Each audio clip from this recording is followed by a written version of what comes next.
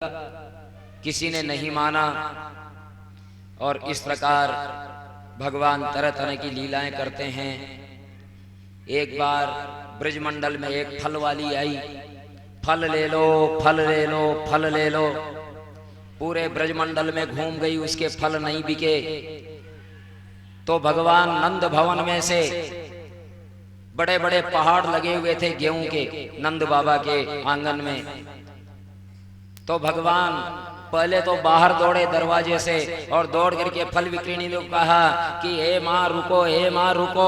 रुकवाया, रुकते ही कहा मैं फल लेने के लिए अनाज लेके आता हूँ। कन्हैया उस गेहूं के पहाड़ में से अपने दोनों हाथों में धोबा भरते हैं, लेकिन बीच में से वो सरकते जाते हैं, गेहूं गिरते जाते हैं और फल विक्रेणी तक पहुंचते पहुंचते पूरे के पूरे गिर जाते हैं।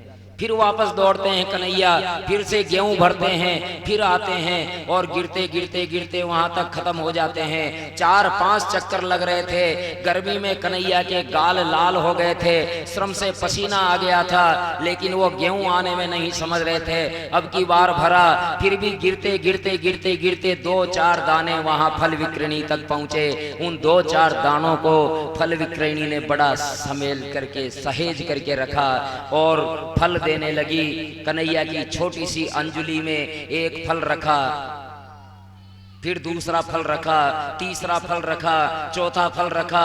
उस अंजुली में समाते गए, समाते गए। पूरा का पूरा जो पालड़ा था उसका फलों का, वो सारा का सारा पालड़ा उसमें कन्हैया की छोटी सी अंजुली में समा गया। और उसने जो वो 4-5 दाने गेहूं के रहे थे वो अपने पलड़े में डाल लिए और घर पे चली गई। उसके बाद जीवन में उसने कभी फल नहीं बेचा, क्योंकि उसको तो ऐसा सौदा हो गया था कि जीवन में कभी कोई सौदा करने की आवश्यकता नहीं हुई। जैसे ही वो पलड़ा रखती है, वो देखती है कि हीरे मोती से पूरा पालड़ा उसका भरा हुआ है।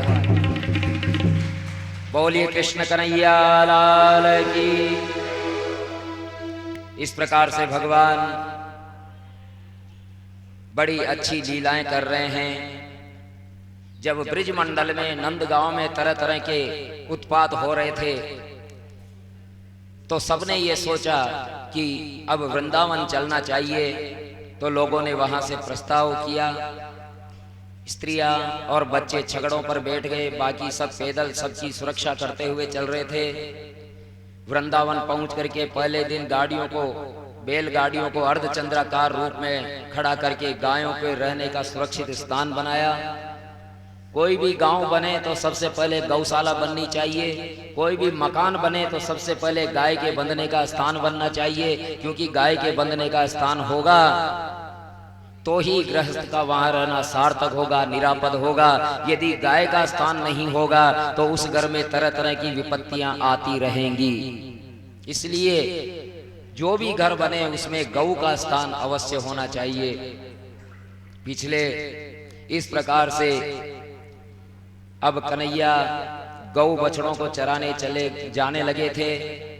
एक दिन एक राक्षस बछड़े के रूप में आया और बछड़ों से जा मिला। कृष्ण तो सारे कुछ समझ गए थे और उन्होंने उसके पिछले पैर पकड़ करके पछाड़ा और वो मारा गया। और इस प्रकार से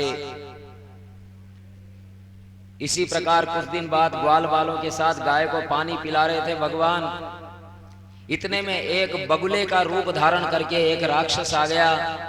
सारे ग्वाल बालों को वो बगुला निगल गया।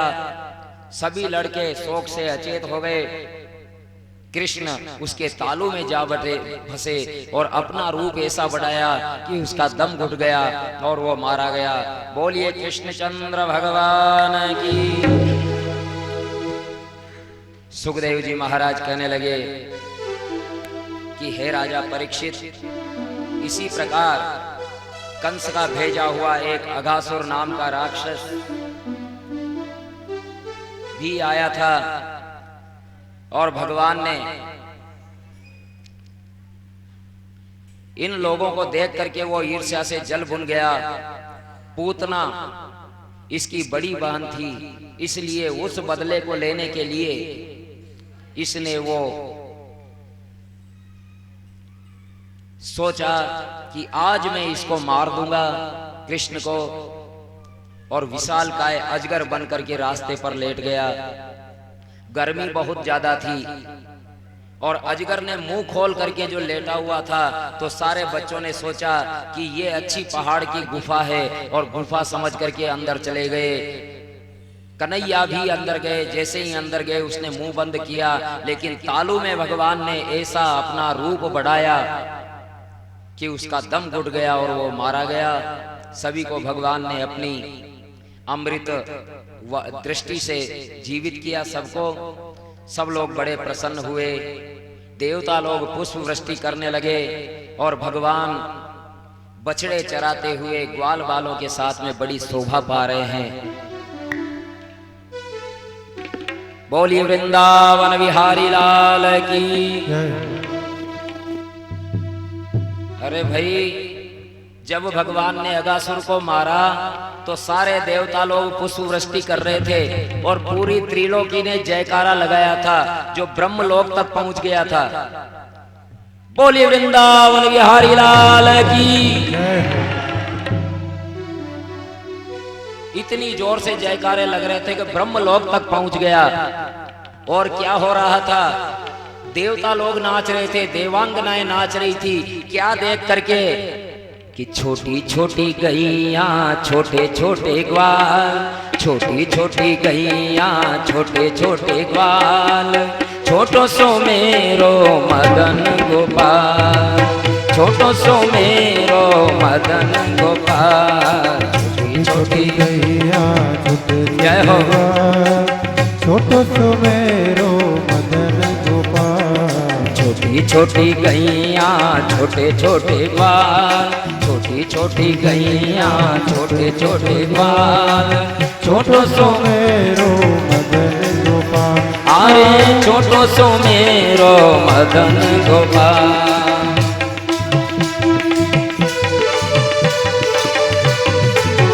बोलिए वृंदावन बिहारी लाल की।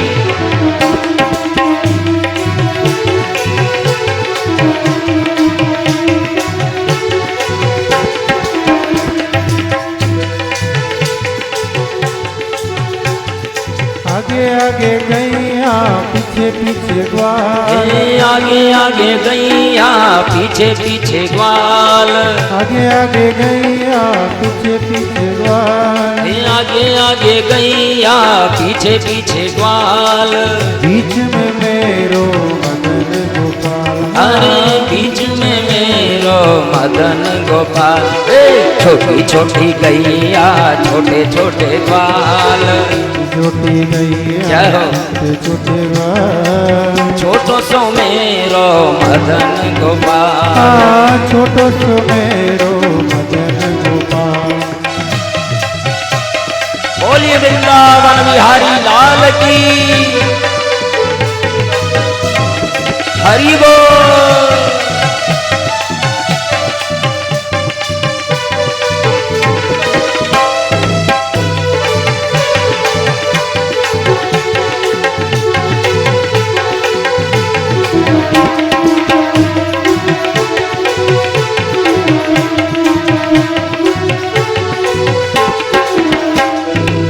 घास खावे गैया दूध पीवे ग्वाल, घास खावे गैया दूध पीवे ग्वाल, घास खावे गैया दूध पीवे ग्वाल। घास खावे गैया दूध पीवे ग्वाल। माखन खावे मेरो मदन गोपाल, माखन खावे मेरो मदन गोपाल। छोटी छोटी गैया छोटे छोटे ग्वाल, छोटी छोटी गैया छोटे छोटे ग्वाल, छोटो सो छोटो सो मेरो मदन गोपाल। प्यारो सो मेरो मदन गोपाल। बोली वृंदावन बिहारी लाल की।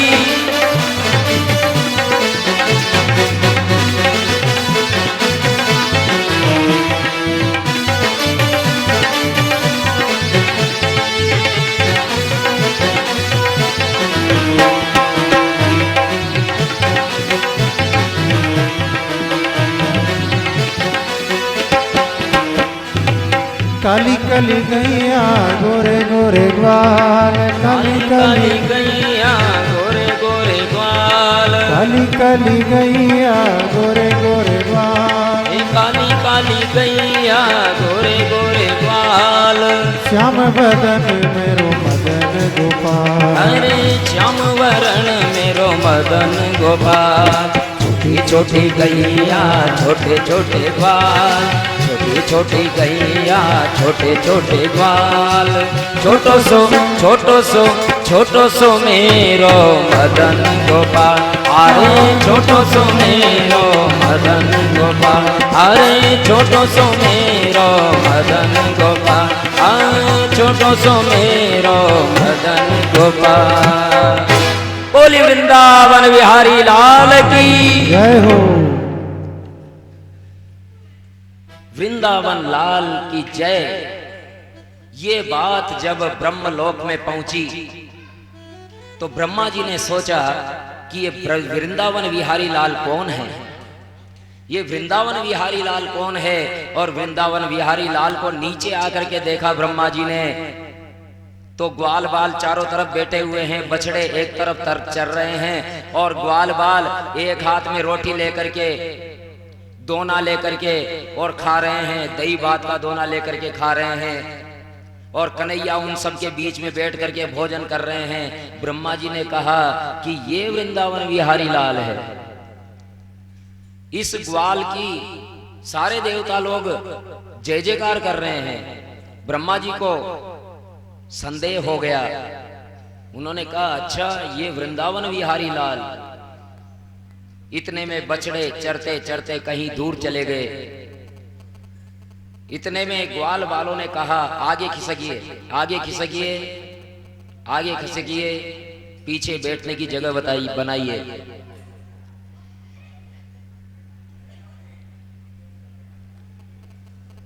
ग्वाल वालों ने कहा